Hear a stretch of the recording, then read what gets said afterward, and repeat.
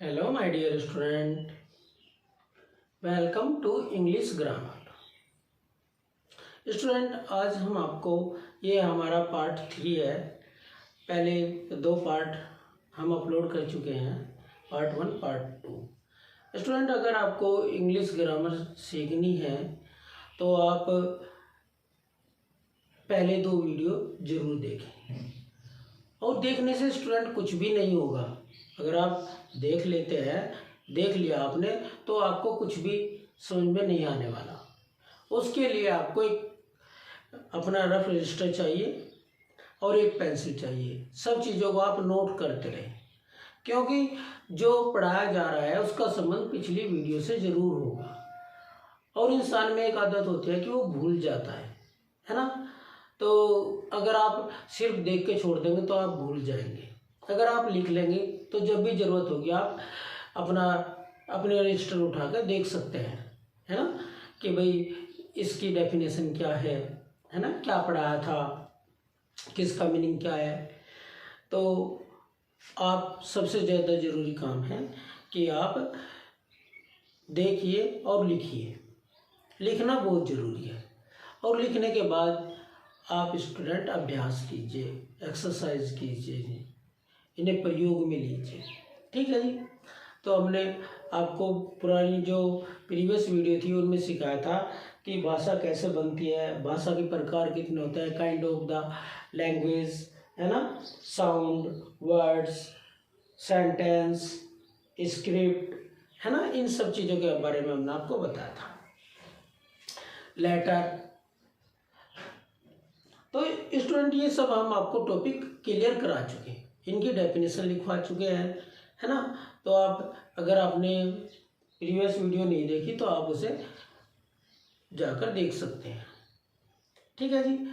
उसके लिए आप लाइब्रेरी में जाएं और देख लें। अब टॉपिक देखिए, जो पहले टॉपिक थे उनमें हमारा एक सेंटेंस रह रहा है, टॉपिक सेंटेंस। उसे अभी हमने क्लियर नहीं किया, उसे हम बाद में क्लियर करेंगे, क्योंकि उससे पहले हम लेटर को क्लियर करना चाहते हैं, है ना। लेटर क्या है, यानी कि लेटर का मतलब होता है अक्षर वर्ण, यानी कि स्मॉलेस्ट यूनिट ऑफ लैंग्वेज।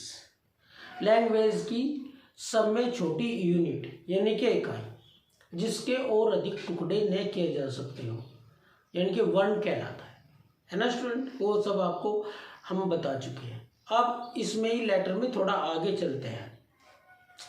देखिए, letter, kind of letter, letter के प्रकार, यानी कि वर्णों के प्रकार। तो स्टूडेंट, हमें लेटर के प्रकार जानने से पहले हमें समझ लेना चाहिए जो इंग्लिश लैंग्वेज है उसमें 26 लेटर होते हैं। There are 26 letter in English language. अंग्रेजी भाषा में 26 अक्षर होते हैं या वर्ण होते हैं, लेटर होते हैं। तो स्टूडेंट, इनके प्रकार, लेटर के प्रकार क्या होते हैं देखिए। There are 2 type of letters. 2 तरह के लेटर होते हैं, है ना। या हम वर्णों को 2 भागों में डिवाइडेड करते हैं, 2 भागों में डिवाइड करते हैं। नंबर 1, बेस ऑफ राइटिंग, लिखने के आधार पर। और नंबर 2, बेस ऑफ साउंड, आवाज, जो हम बोल रहे हैं इस आवाज के आधार पर। जितने भी लेटर हैं उन सबको हम 2 भागों में डिवाइडेड करते हैं, यानी कि 2 प्रकार के होते हैं भैया। इन्हें कैसे, नंबर 1 तो होता है बेस ऑफ राइटिंग, यानी कि जब हम लिखते हैं तो लिखने के आधार पर इन्हें कितने भागों में डिवाइडेड किया गया है। और बेस ऑफ साउंड, यानी कि आवाज, बोलने के आधार पर हमने इन्हें कितने भागों में डिवाइड किया। तो स्टूडेंट, सबसे पहले हम बेस ऑफ राइटिंग लेंगे, यानी कि लिखने के आधार पर हम इन्हें कितने भागों में बांटते हैं, कितने प्रकार से लिख सकते हैं, कैसे लिख सकते हैं, इनका प्रोनाउंसिएशन क्या होता है, और इसके बारे में सारी पूरी डिटेल में जानेंगे। ठीक है जी। उसके बाद में हम बेस ऑफ साउंड लेंगे। देखिए, बेस ऑफ राइटिंग, लिखने के आधार पर, लिखने के आधार पर हम इन्हें 4 भागों में डिवाइडेड करते हैं। है ना जी। नंबर 1 कैपिटल लेटर, यानी कि अंग्रेजी के बड़े अक्षर। तो भाई आपको अंग्रेजी बढ़िया ABCD आती है ना आपसे लिखनी, तो उसे क्या कहते हैं, कैपिटल लेटर। इन्हें अपर केस भी कहा जाता है। देखिए जो हमारी इंग्लिश लिखने वाली कॉपी होती है जिसमें 4 लाइन होती हैं, है ना, उसमें हम ये सभी जो लेटर होते हैं कैपिटल लेटर, इन सबको हम ऊपर की 3 लाइन में लिखते हैं।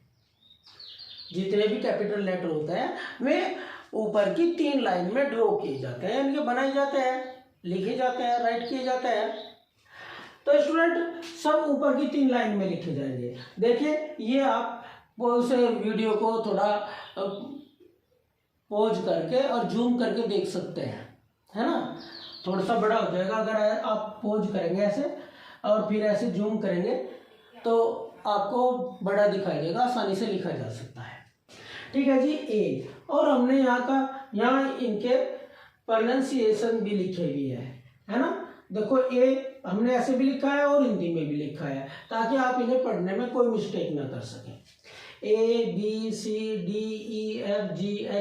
और हमने यहाँ तक GH तक लिख दिया है। और हिंदी में कैसे लिखे जाते हैं वो भी हमने बीच में इनके लिख दिया है। तो ये कुल 26 लेटर है जिनसे इंग्लिश लैंग्वेज तैयार होती है। तो जी नंबर 1 कैपिटल लेटर हो गए, आपको समझ में आ गए। और नंबर 2 यानी कि बी, A-B में डिवाइडेड किया है हमने इन्हें। स्मॉल लेटर, स्मॉल लेटर अंग्रेजी के छोटे अक्षर या छोटे वर्ण, इन्हें लोअर केस भी कहा जाता है। ठीक है जी। तो ये इस प्रकार लिखे जाते हैं और इन्हें लिखने का एक तरीका होता है। कुछ लेटर ऐसे होते हैं जो बीच वाली लाइन में लिखे जाते हैं, कुछ ऐसे होते हैं जो ऊपरली 3 में लिखे जाते हैं, कुछ नीचली 3 में लिखे जाते हैं, कुछ 4 लाइनों में लिखे जाते हैं, है ना। तो इन्हें कैसे बनाएं, किस प्रकार लिखें, स्टूडेंट इन्हें लिखने के लिए लाइन टू लाइन चलना होता है। देखिए अगर हमारी लिखावट अच्छी है तो दूर से ही दिखती है कि हाँ भाई बहुत सुंदर है।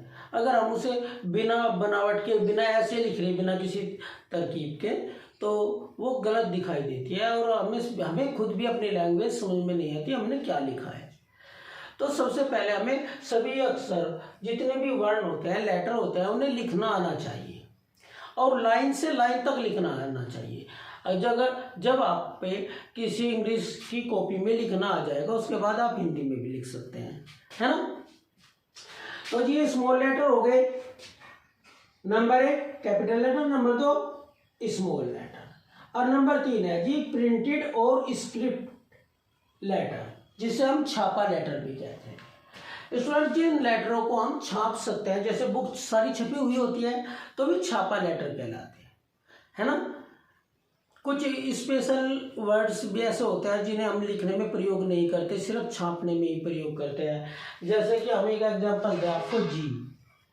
देखिए बहुत सारी बुक में इस तरह का जी बना होता है, इस तरह से का, है ना। तो वो आपको छापने में ही दिखाई देगा इन बुक में, लेकिन आप ऐसे इसका प्रयोग कभी नहीं करते, है ना।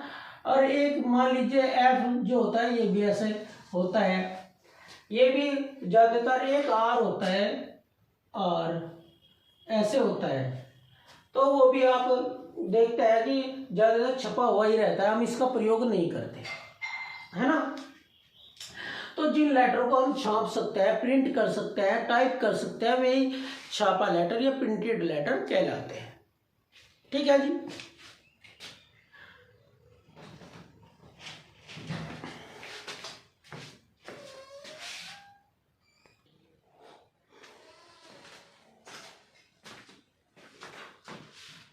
तो स्टूडेंट आपको पता चल गया होगा कि छापा लेटर क्या होते हैं। वैसे इनकी कभी जरूरत तो नहीं पड़ती, लेकिन अपनी नॉलेज होनी चाहिए कि हमें कि भाई राइटिंग के बेस पर कितने प्रकार के होते हैं या इन्हें कितने भागों में बांटा गया है ना। तो जी ये हो गया हमारे छापा लेटर। नंबर 4 है जी कर्सिव राइटिंग या कर्सिव लेटर। कर्सिव लेटर को हम प्रभावी अक्षर भी कहते हैं। प्रवाही का मतलब होता है स्टूडेंट, यानी कि लगातार लिखते रहना। जैसे कि कोई नदी है, लगातार बह रही, उसके रास्ते में कोई रुकावट नहीं है, है। तो जो इस तरह के लेटर होते हैं जिन्हें जब हम राइटिंग करते हैं तो उनके बीच में कोई रुकावट नहीं आती, हम लगातार लिखते हुए चले जाते हैं, उन्हें ही प्रवाही अक्षर या लेटर वर्ण कहा जाता है। ठीक है जी। कर्सिव लेटर्स डिवाइडेड इनटू 3 सब कैटेगरीज ऑफ हैंड राइटिंग, यानी कि लिखाई के आधार पर, हाथ से लिखने के आधार पर जो कर्सिव लेटर हैं, वर्ण हैं, अक्षर हैं, उन्हें हम 3 भागों में डिवाइडेड करते हैं, 3 भागों में बांटते हैं। किस आधार पर? हाथ से लिखने के आधार पर जो कर्सिव लेटर है उन्हें हम 3 कैटेगरीज में डिवाइडेड करते हैं, यानी कि बांट लेते हैं। ठीक है जी। कौन कौन सी है जी वे 3? देखियो, पहले तो जो लेटर थे उन्हें हमने 2 भागों में डिवाइडेड किया, बेस ऑफ राइटिंग और बेस ऑफ साउंड। ठीक है जी। फिर हमने जो बेस ऑफ राइटिंग है उसे 4 भागों में डिवाइडेड किया। Number 1 capital letter, number 2 small, number 3 printed और नंबर 4 कर्सिव लेटर। अब हमने कर्सिव लेटर को भी 3 भागों में डिवाइडेड किया, है ना। कहीं में ल्यूपिड माने चक्करदार, जो ल्यूपिड कर्सिव राइटिंग होती है वो चक्करदार होती है। जैसे कि आप पी लिखना चाहते हैं तो आपने ऐसे पी लिखा, ऐसे, यानी कि आप हर चीज को गोल गोल करके लिख रहे हैं, चक्करदार लिख रहे हैं, घुमा कर लिख रहे हैं, है ना। इटैलिक क्या होता है? इटैलिक को हम चांसरी भी कहते हैं, या तिरछा लिखना, है ना। तिरछा का मतलब क्या है कि भाई जैसा आप ऐप ऐसे बना रहे हैं, ऐसे ऐप बना रहे, तो आप इस ऐप को सीधा ना बना के थोड़ा सा तिरछा बनाएंगे, इटैलिक, है ना। अब कनेक्टेड माने मिलाकर लिखना, जोड़कर लिखना। तो जैसे कि अब हमने ये लिखा है प्रोनाउंसिएशन लिखा है ना, तो देखिए हमने सब कनेक्ट कर रखे हैं, एक दूसरे के साथ अटैच करके जोड़ रखे हैं, मिलाकर लिख रखे हैं, है ना। तो इसे कहते हैं हम कनेक्टेड। तो कर्सिव राइटिंग क्या होती है? कर्सिव राइटिंग स्टूडेंट देखिए हमने लिखी है ना। ये ए से जेड तक जो भी लिखा है यहां तक, ये सब कर्सिव राइटिंग है ना। प्रवाही अक्षर है ये, है ना। तो स्टूडेंट इन्हें लिखने के लिए आपसे आना चाहिए, जो लिखी जाती है राइटिंग, जो लिखाई में सबसे अच्छी राइटिंग मानी जाती है वो कर्सिव राइटिंग को ही माना जाता है ना। अगर आप जब भी लिखाई की बात करेंगे और उसमें सोचेंगे भाई किस राइटिंग में आपको लिखना है, कैसे लिखना है, तो जो दुनिया में सब लोग जिसे सबसे अच्छा मानते हैं वो कर्सिव राइटिंग को ही मानते हैं, है ना। कर्सिव राइटिंग लिखने के लिए आपको ये सब A to Z कर्सिव में आने चाहिए, है ना। इन्हें लिखने के लिए इनकी कोई एक तकनीक है, एक रूल्स है, वो भी आपको आने चाहिए, है ना। तो स्टूडेंट हमने ये थोड़ी सी बातें लिखी हैं इधर कि इन्हें कैसे लिखा जाता है। सबसे पहली बात, आपकी जो पेंसिल है, पेंसिल की नोक थोड़ी बारीक हो या मोटी हो, इससे कोई फर्क नहीं पड़ता, वो तो आपको अपने स्टाइल देखना है कि आप किस स्टाइल में लिखना चाहते हैं, है ना। तो बस ध्यान ये रहे पेंसिल जो है वो लाइन से चले और लाइन पर ही अटैच हो जाकर, ऊपर नीचे जितनी भी आप लिख रहे। तो देखिए जब हम इन्हें लिखेंगे तो हमें याद रखना चाहिए बीच की 2 लाइन में कौन कौन से लेटर आएंगे।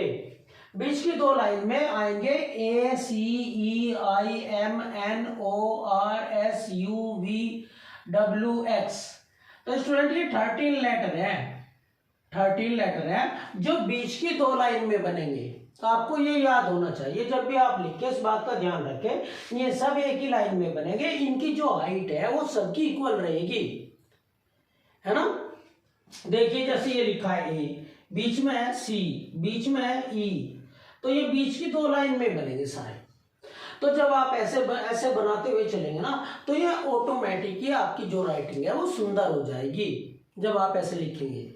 जब आप आधा अक्षर नीचे लिख लेते हैं, कुछ ऊपर लिख लेते हैं, आपको ध्यान ही नहीं रहता ना कि भाई कहाँ कितना लिखना, तो आप गलत करते हैं, है ना। तो अगर आप ध्यान रखेंगे कि भाई 13 लेटर है और में कौन से लेटर है, ये सारे 13 लेटर हैं जो बीच की 2 लाइन में लिखे जाते हैं। अब ऊपर की 3 लाइन में कौन से लिखे जाते हैं, बी डी एच के एक्स टी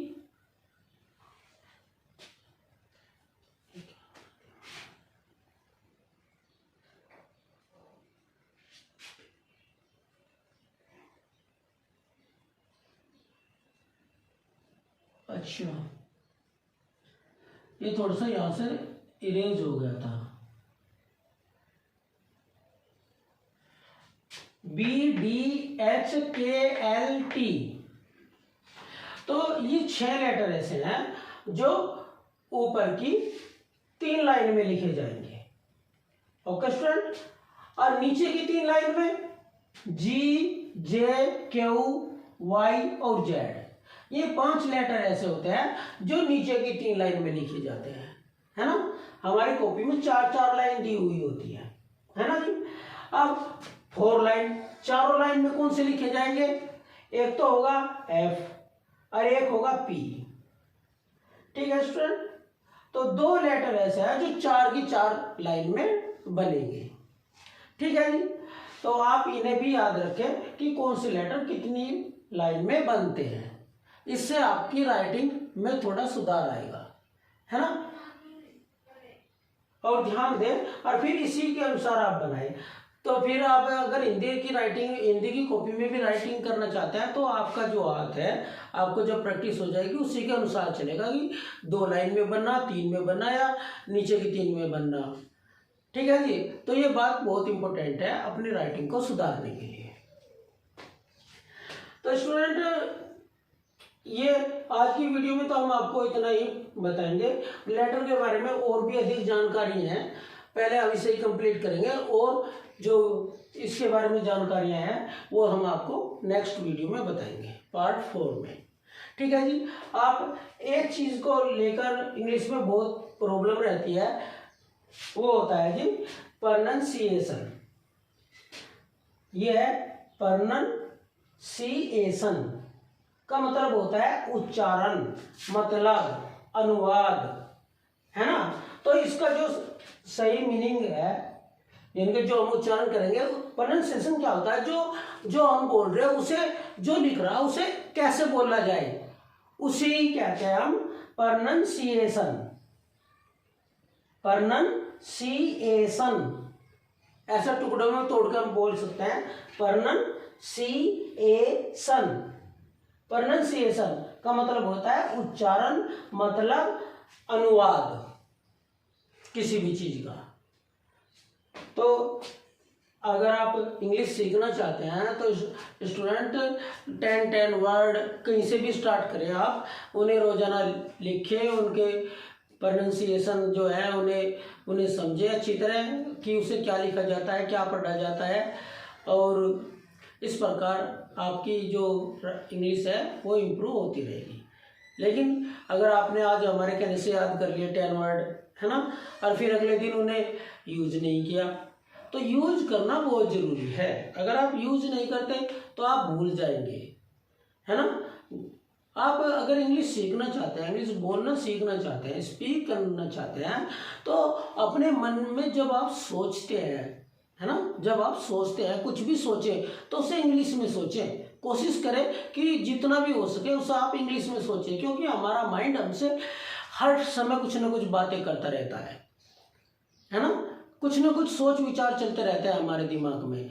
तो जो हमारी सोच है ना वो इंग्लिश में होनी चाहिए, है ना। तो आप एक दिन अगर ऐसा करेंगे, इंग्लिश में बातें सोचेंगे, है ना, जैसे भाई आप पे नहीं सोच रहे, मैं कॉपी, मेरे पास एक कॉपी है, तो आप इसे इंग्लिश में भी कह सकते हैं या वे नोटबुक, है ना। तो आप इसे इंग्लिश में सोचिए अपने आप से, जरूरी नहीं है कि कोई सामने वाला आपको मिले तभी आप उससे इंग्लिश में बातें करें, है ना। तो आप इस तरीके को भी अपना सकते हैं। ओके स्टूडेंट, अगर आपको हमारा वीडियो अच्छा लगता है, आपको लगता है कि इससे कुछ आपको नई जानकारी मिलती है, तो स्टूडेंट आप इसे चैनल को लाइक करें, सब्सक्राइब करें, अपने दोस्तों में भी शेयर करें। Okay student, thank you for watching this video.